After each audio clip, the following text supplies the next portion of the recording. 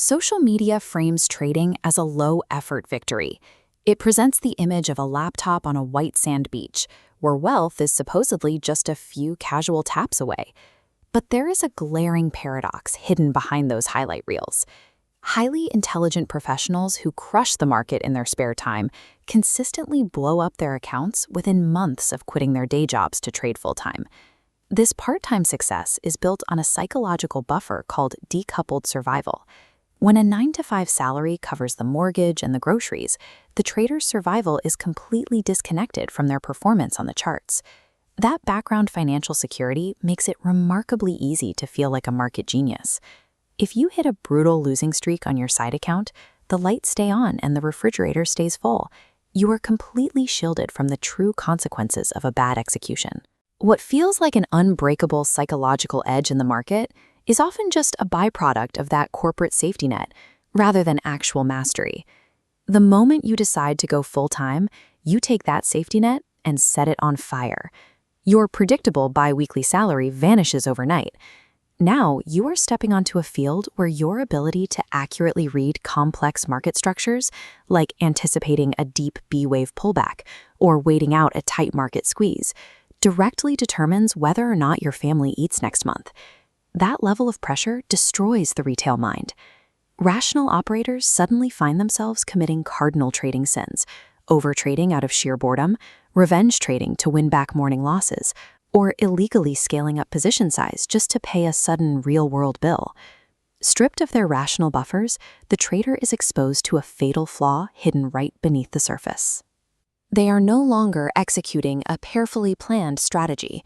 They are being driven entirely by basic, biological human survival instincts.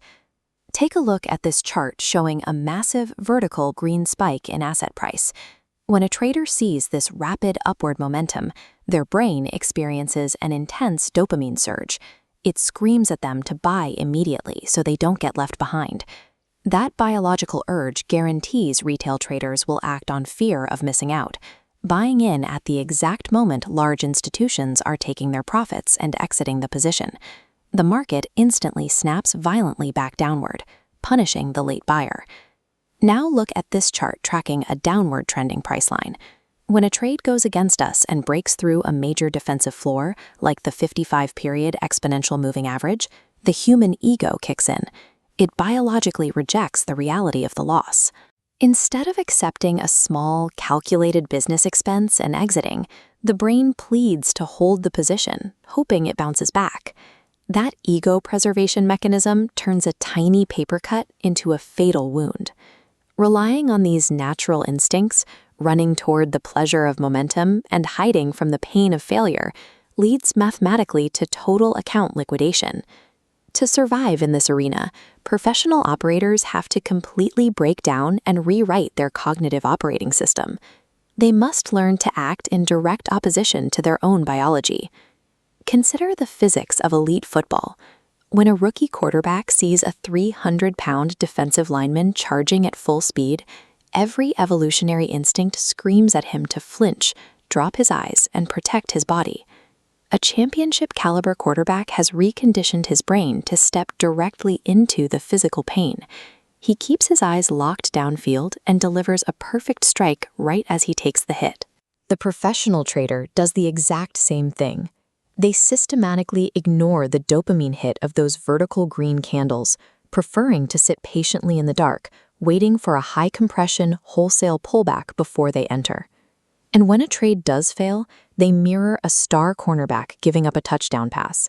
They view the structural loss with zero emotion, instantly clear their mental chalkboard, and reset their stance for the very next play.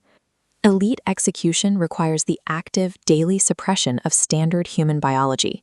You must feel the urge to run and choose to hold the line instead. This level of execution does not happen on a laptop by the pool. The actual physical environment of the full-time professional is stark.